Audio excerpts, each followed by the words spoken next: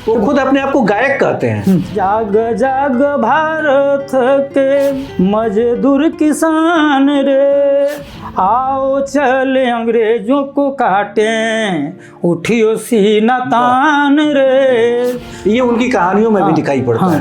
रेणु शुरू से राजनीति में थे। अच्छा, कम्युनिस्टों को फटकार लगाई है, सोशलिस्टों को लगाई है, कांग्रेसियों को तो लगाई है।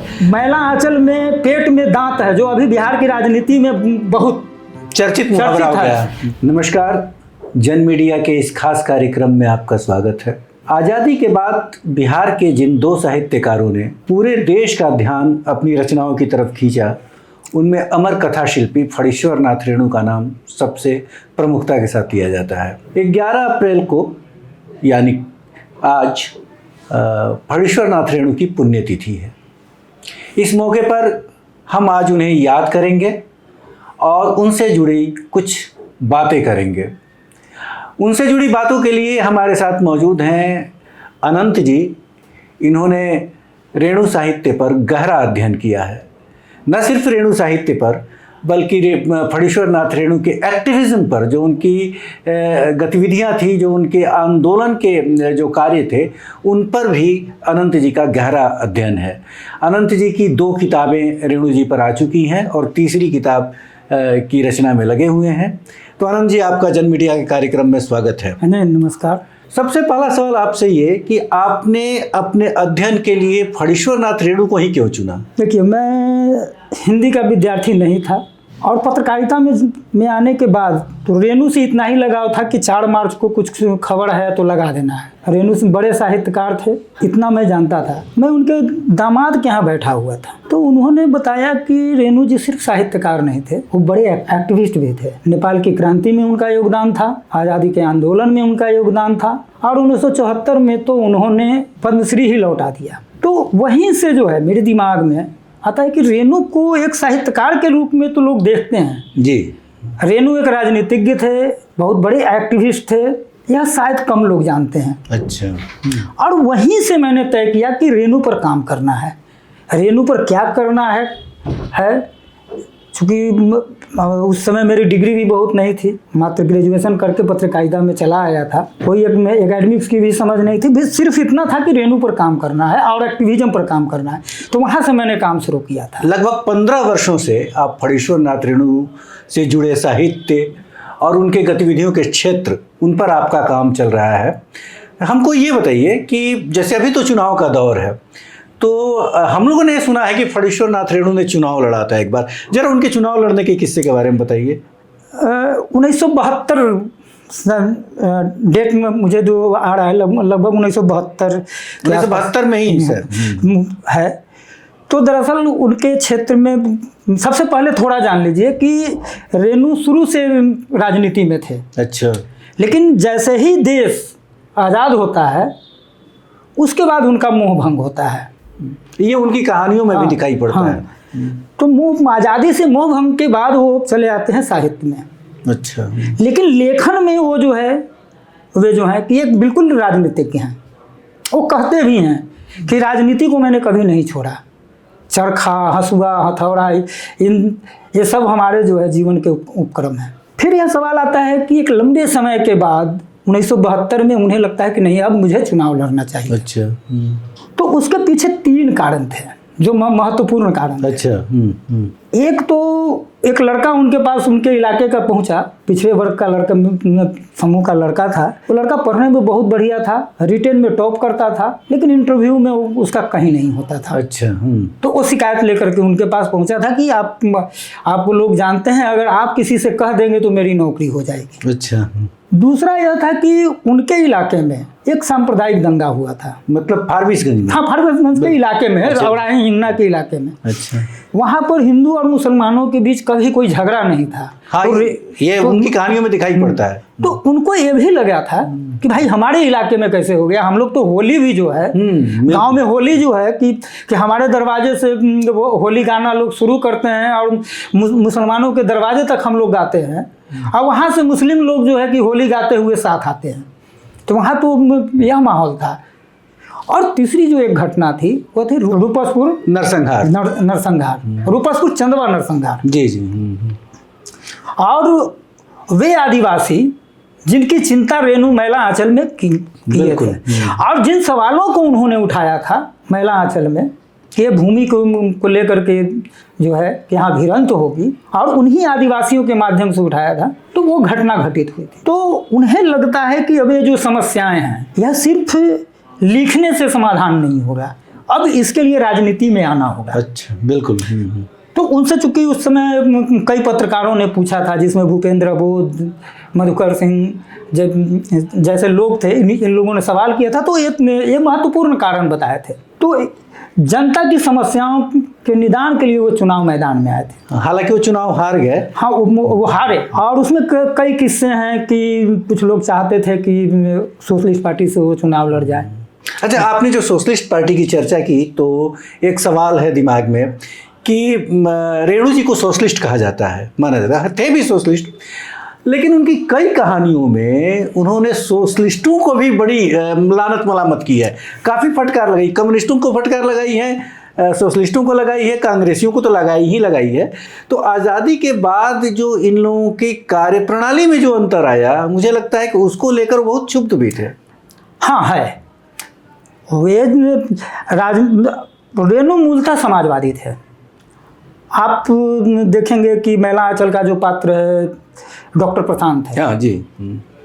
लगता है कि लेखक का उसके प्रति थोड़ा ज़्यादा मुँह है, सहानुभूति भी वो दिखता है, लेकिन उसका कैरेक्टर आप देखेंगे तो मूर्ता जो है कि वो समाजवादी है।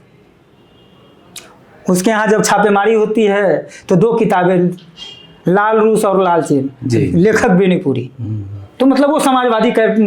उनके यहाँ आपको समाजवादी बैकग्राउंड का जो है कि आपको कालीचरण मिल जाएंगे, बिल्कुल, जिसके प्रति मतलब आप कह सकते हैं कि आज़ादी के बाद का जो है प्रकाश स्तंभ के रूप में मेरीगंज में है वो।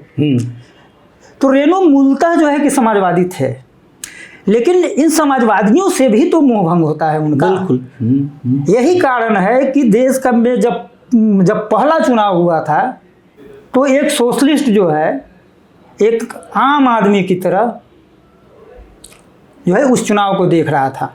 हमारे दादाजी बताते हैं कि जो पहला चुनाव हुआ था उसमें कई लोग नया कपड़ा सिलवाए थे वोट देने के लिए। हाँ, वोट देने के लिए ढोल नगाड़े के साथ लोग गए थे, लेकिन उस उमंग से दूर थे रेणु को जो ये राजनीति थी तो उस ज़्यादा तो करीब सोशलिस्टों के थे। उनका अगर मोहभंग हुआ था तो सोशलिस्टों से हुआ था। बिल्कुल। थोड़ा आप कह सकते हैं कि गांधी की हत्या हो गई थी, एक बड़ा इफेक्ट है जो राजनीति छोड़ने का जो कारण रहा है। गांधी की हत्या भी एक कारण है, और गांधी की हत्या के बाद आरएसएस पर बैन होता है और 18 महीने के बाद उस बैन को हटा लिया जाता है। तो रेणु को यह भी दुख था कि हमारे देश की राजनीति किस ओर जा रही है। तो उन्होंने कम्युनिस्टों को भी लताड़ा है, और कांग्रेसी को तो कंग्रेज कहते थे कि अंग्रेज चले गए और कांग्रेज रह गए, और सोशलिस्टों पर भी उन्होंने सवाल किया है। और सोशलिस्ट पार्टी का तो जो हस्त्र, जो कालीचरण को जो गोली लगती है, और कालीचरण को कोई संरक्षण देने वाला नहीं है। लेकिन एक बात बताएं कि 1950 में रेणु जी का राजनीति से मोहभंग होता है, 1972 में वो चुनाव लड़ते हैं, फिर वो दूर हो जाते हैं राजनीति, फिर वो 74 के मूवमेंट में आते हैं। 74 के मूवमेंट में आते हैं, छात्र आंदोलन में बहुत सक्रिय रहते हैं, लेकिन 77 में जब फिर समाजवादियों की एक गोलबंदी होती है तो वहाँ से वो फिर गायब हो जाते हैं, वो फिर उस राजनीति से दूर हो जाते हैं। तो ये राजनीति के और साहित्य के बीच की जो उनकी आवाजाही है वो लगातार होती रही है। रेणु जो है ना, मूलतः जो मुझे लगता है कि राजनीति से जनता को क्या मिल रहा है, जनहित की राजनीति सत्ता कितनी कर रही है। अच्छा। एक साहित्यकार के रूप में, एक लेखक के रूप में उसका मूल्यांकन करते हैं। बिल्कुल। ये जो 1974 में आते हैं रेणु, तो वो जेपी की चिट्ठी के बाद रेणु आते हैं। अच्छा। जेपी मुसहरी में आंदोलन कर रहे थे। अच्छा, वो जो नक्सल। हाँ, नक्सल। हाँ, तो जेपी जो है चिट्ठी लिखते हैं रेणु को कि आपको गांवों में होना चाहिए, आपका महिला आंचल की धरती फिर से जो है कि जीवंत हो रही है, आप जैसे लेखकों की ज़रूरत अभी गांवों में है। और जब भी कोई बदलाव की कथा लिखी जाएगी तो गांवों से ही बदलाव की कथा लिखी जा सकती है। तो वो चिट्ठी के बाद रेणु पुनः एक्टिव होते हैं। अच्छा, वो रेणु जो एक्टिव होते हैं वो किसी दलगत राजनीति के लिए नहीं आते हैं, समाजवादी राजनीति को जीवंत करने के लिए आते अच्छा, हैं। 74 के बाद वो एक्टिव होते हैं और उसके बाद लगातार जितने आंदोलन होते हैं 1974 के बाद, जो बिहार आंदोलन होता है उसको छात्र आंदोलन कह लीजिए, उससे वो जुड़ते हैं। और रेणु के आने के बाद जो है एक उस आंदोलन को जो है कि आप कह सकते हैं कि सांस्कृतिक रूप से वो आंदोलन मजबूत होता है। और 75 में वो रहते हैं रेणु 77 तक, चूँकि जिस समय चुनाव हुआ था उस समय तक वो राजनीति में थे। अच्छा, मतलब राजनीति कर रहे थे। लेकिन वो राजनीति किस चीज़ के लिए कर रहे थे कि अगर मेरी सरकार बनती है, जिसको हम जिता करके ला रहे हैं 1977 में, तो रघुवीर सहाय को कहते हैं पीएमसीएच में कि ये सरकार बनेगी तो फिर हम लोगों की क्या जिम्मेवारी होगी। अच्छा, हम लोगों को गांव गांव जाना होगा। रेणु की राजनीति को सत्ता की राजनीति से मत जोड़िए, वो जनहित के लिए क्या सरकारें करेगी। तो वो कहते हैं रघुवीर सहाय को कि हम लोगों को गांव गांव जाना पड़ेगा, सरकार की योजनाएं पहुंच रही है कि नहीं पहुंच रही है, सरकार जो वायदा कर रही है तो वह जनता को पूरा कर रही है नहीं या नहीं कर रही है। लेकिन दुर्भाग्य कि जिस दिन इलेक्शन का रिजल्ट आ रहा था, रेणु का ऑपरेशन हुआ और उसके बाद तो होश में आई ही नहीं। तो रेणु की जो राजनीति है वो जनहित की राजनीति है, वो राजनीतिक दलों की राजनीति नहीं है। 1972 में भी उन्हें तो टिकट मिल जाता। अच्छा, उनको समर्थन भी दे देते कुछ लोग, लेकिन उनका था कि नहीं, हम किसी पार्टी का नहीं लेंगे टिकट। वो पार्टी का मतलब वो कहते हैं कि पार्टीबाजी है। एक पार्टी में जाना, बोले कि पार्टी में जाने से सिर्फ आप पार्टी में नहीं जाते हैं, वहाँ के पार्टी के अंदर भी जो है कि कई गुट होते हैं। बिल्कुल, तो उस गुट का सदस्य बनना होता है। कई कहानियों में उनकी कई कहानियों में इस तरह की गुटबाजी हाँ, अलग अलग दलों में दिखाई पड़ती है। हाँ, तो वो कहते हैं तो इसलिए वो किसी पार्टी से नहीं जुड़ना चाहते थे, क्योंकि उनको पता था कि सोशलिस्टों का भी क्या चरित्र है। बिल्कुल। तो उनकी राजनीति के एक अलग आयाम थे, उनके चुनाव लड़ने के भी अलग जो है कि मकसद था। तो मुझे लगता है कि आज कोई मुझसे पूछेगा कि रेणु चुनाव हार गए, लोग कहते हैं कि रेणु हार गए। अगर मुझे लगता है कि रेणु जीत भी गए होते तो शायद उन्हें विधानसभा के सामने जो है कि धरना पर बैठना पड़ता। बिल्कुल बिल्कुल। वैसे रेणु का जो पूरा साहित्य है, आज़ादी के बाद जो राजनीतिक दलों से या जो वादे किए गए थे जनता से, उनसे मोह भंग का साहित्य है। मतलब जो ग्रामीण जनता का मोहभंग हुआ राजनीतिक दलों से और उनके वादों से, उनके दावों से, उसकी पूरी कथा है और बिल्कुल जनता की भाषा में। लेकिन क्या कारण है कि जब तक रेणु लिखते रहे तब तक देश के जो नामचीन आलोचक थे उन लोगों ने रेणु के साहित्य को गंभीरता से नहीं लिया। मुझे जो लगता है कि जो खास तौर से जब मैला आंचल का प्रकाशन होता है, मैला आंचल पर नलिन विलोचन शर्मा के बाद मैला आंचल हो जाता है। बिल्कुल।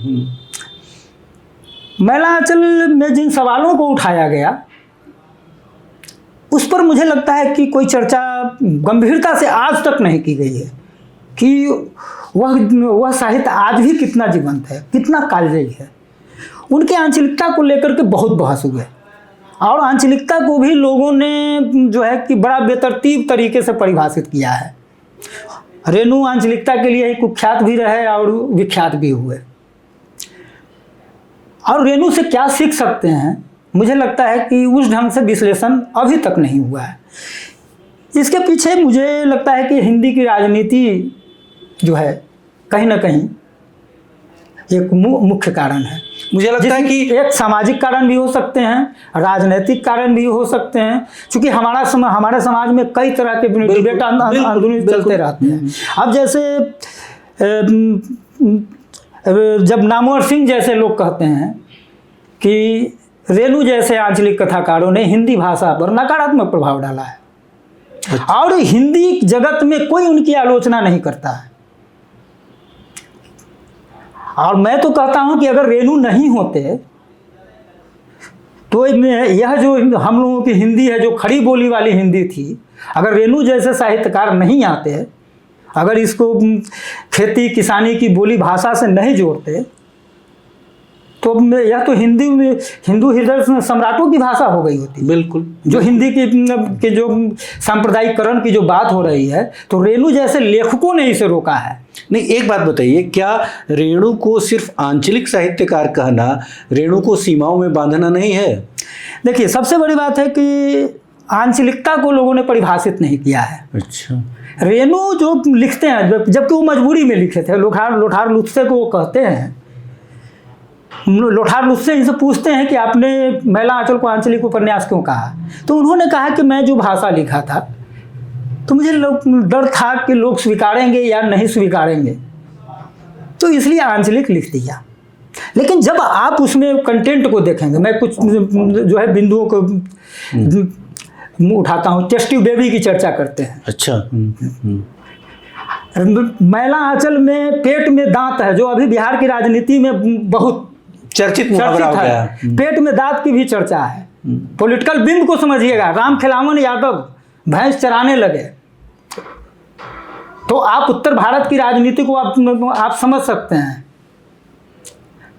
उसमें जो मलेरिया सेंटर का जो जिक्र है, जो आप पढ़ेंगे तो आपको लगेगा कि एक डॉक्टर का प्रिस्क्रिप्शन लिखा हुआ है। लिव इन रिलेशनशिप की चर्चा है उसमें।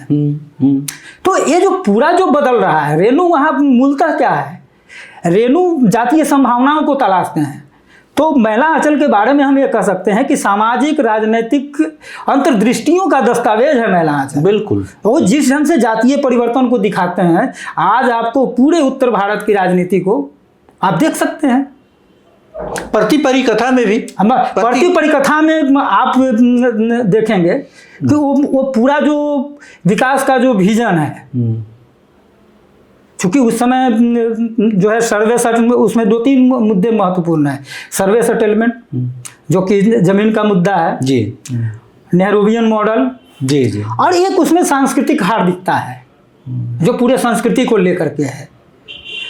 तो उसको हम ये कह सकते हैं कि वो विकास का दृष्टिकोण है जी, कि जो देश की राजनीति है उसका काम डेवलपमेंट भी है, समाज को और देश को निर्माण के कालखंड में वो लिखा गया साहित्य। उसमें आपको टेक्नोलॉजी का आपको प्रयोग है कि एक बंजर भूमि में जितन मिश्रा का जमींदार कहता है कि हम इसमें गुलाब की खेती करेंगे। हाँ बिल्कुल। उसके लिए इंजीनियर आ रहे हैं, वैज्ञानिक आ रहे हैं, वो पूरा रिसर्च हो रहा है।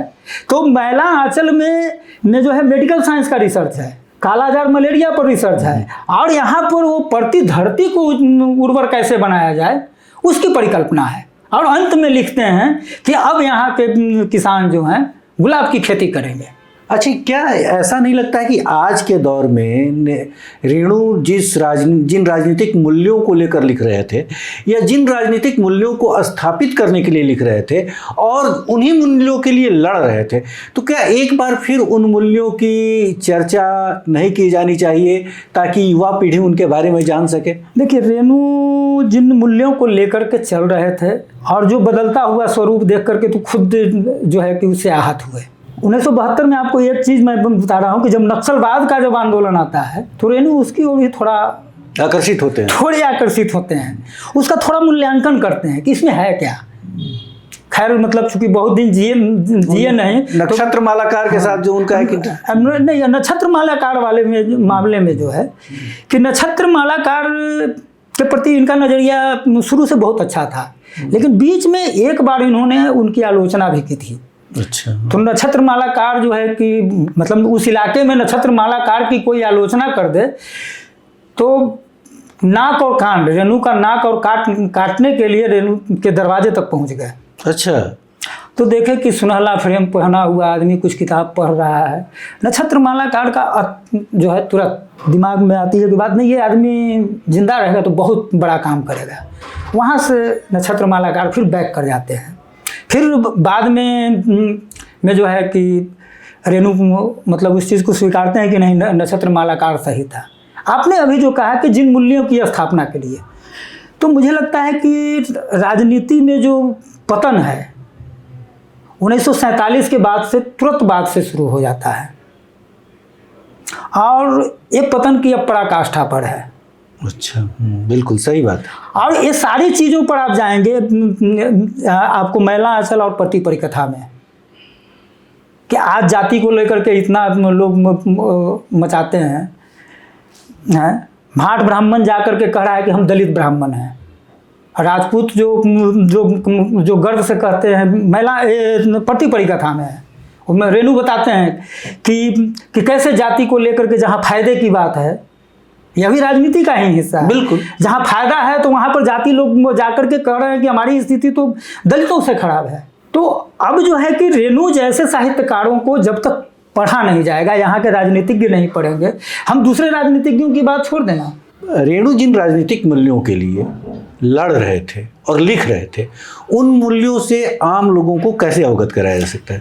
देखिए, जब इसका हम एक उदाहरण देना चाहेंगे मैला आंचल से, कि सोशलिस्ट पार्टी के कार्यकर्ता लोग जो है कि जो चंदा आता है तो उसमें नाश्ता में करते हुए एक जो है जिलेबी ज़्यादा खा लेता है। अच्छा, अब बावन दास उसकी पश्चाताप करता है। ये नैतिक मूल्य हाँ, है। एक नैतिक मूल्य था, मतलब कि रेणु के जो पात्रों में दिखता है। आप जब आत्मसाक्षी पढ़ेंगे कहानी, जबकि उसको कई लोग कहते हैं कि कम्युनिस्ट विरोध की कहानी है, हो सकता है, लेकिन हम उसमें मूल रूप से यह देखते हैं कि जो राजनीतिक कार्यकर्ता, जो एक्टिविस्ट विचारों से जुड़ा हुआ है, वो हाशिए पर चला जाता है। बिल्कुल बिल्कुल। तो यह जो है कि सिर्फ कम्युनिस्ट पार्टी में नहीं है, सभी जगहों पर, ये सभी जगहों पर है। ऐसा नहीं है, संघ में भी ऐसे लोग हैं। बिल्कुल, ऐसे लोग मिलेंगे कि जो बहुत जो है पार्टी के लिए जान देने वाले सही हैं, बात। लेकिन उनकी जो है उनको हाशिए पर धकेल दिया जाता है। तो रेणु जिस वैचारिक राजनीति की बात कर रहे थे और वो इंगित कर रहे थे, और यही कारण था कि 1972 में उन राजनीतिक मूल्यों के कारण ही वो किसी पार्टी की ओर नहीं मुखातिब हुए। पार्टी के अंदर गुटबाजी, तो उससे भी रेणु उसकी ओर भी इशारा करते हैं। ये गुटबाजी क्या है? गुटबाजी तो उनकी कई कहानियों में दिखाई पड़ती है। नैतिक मूल्यों का जो है पतन है। तो मुझे लगता है कि वो बार बार राजनीति के ऊपर, या जो राजनीतिक मूल्यों की जो हरास है, जो पतन है, उसकी ओर बार बार जो है रेणु इशारा करते हैं। वो मैला आंचल में भी दिखेगा, आपको पति परिकथा में भी दिखेगा, और कई कहानियों में, और कई कहानियों में भी दिखेगा। अब एक आखिरी सवाल अनंत जी, कि रेणु ने कहानी और उपन्यास के अलावा, और कथा रिपोर्टाज तो उनकी अद्भुत है, लेकिन उन्होंने कई कविताएं भी लिखी हैं और कई गीत भी जो लोगों के बीच नहीं है। और तो हमने तो सुना है कि उनके कई गीत आपने तलाश किए हैं अपने अध्ययन। कोई उसके बारे में आखिरी सवाल इसका? देखिए, मैं रेणु को, अगर मुझसे कोई पूछता है कि रेणु, वो खुद अपने आप को गायक कहते हैं, रेणु के बारे में मतलब एक शब्द में कोई परिचय हो सकता है तो क्या है? मैं कहता हूँ कि वो क्रांतिवीर कलमकार थे। अच्छा, आंदोलन में भी थे, और वो कलमकार इसलिए कि वे जो है उपन्यास भी लिखते हैं, कहानी भी लिखते हैं, गीत भी है, और रेखा चित्र भी है, कई तरह का है, कविताएं भी हैं। कविताओं पर बहुत कम चर्चा हुई है। उनका कोई दुर्लभ गीत हो तो आप मीडिया तो एक जो गीत है जो कि आपको एक कहीं नहीं है, रचनावली का भी हिस्सा नहीं है, और ये दरअसल गीत, इसको क्या कहें, वो रेणु जी जो है आज़ादी की लड़ाई के दरमियान एक लिखे थे, जिसको वो राष्ट्रीय भजन कहते थे। अच्छा, वो राष्ट्रीय भजन वो गाते थे जब भी उन लोगों का आंदोलन का जो होता था कार्यक्रम, तो उसमें गाया जाता था। उनकी बहन याद कर ली थी, उनकी बहन ने जो मुझे सुनाया, उसके मैं 4 मुखड़ा मैं रख रहा हूँ। जाग जाग भारत के मजदूर किसान रे, जाग जाग भारत के मजदूर किसान रे, लेके चलो हसुआ हथौड़ा उठियो सीना तान रे, लेके चलो हसुआ हथौड़ा उठियो सीना तान रे, झाड़ काट ले जंगल काट ले काट ले कोयला खान रे, आओ चले अंग्रेजों को काटें, उठियो सीना तान रे, उठियो सीना तान रे। तो ये जो है आज़ादी के पहले की गीत है। बहुत अच्छा। आज हम लोगों ने रेणु जी से जुड़ी कई सारे बातें की अनंत जी से, और अनंत जी का जो लंबा अध्ययन है, और न सिर्फ रेणु जी के साहित्य पर बल्कि उनकी राजनीतिक गतिविधियों पर, उनके चुनाव लड़ने पर, उनके आंदोलनकारी स्वरूप पर, इन सारी चीज़ों पर आज हम लोगों ने बात की और अनंत जी हमारे बीच आए। इसके लिए अनंत जी को धन्यवाद और आप सभी को बहुत बहुत धन्यवाद।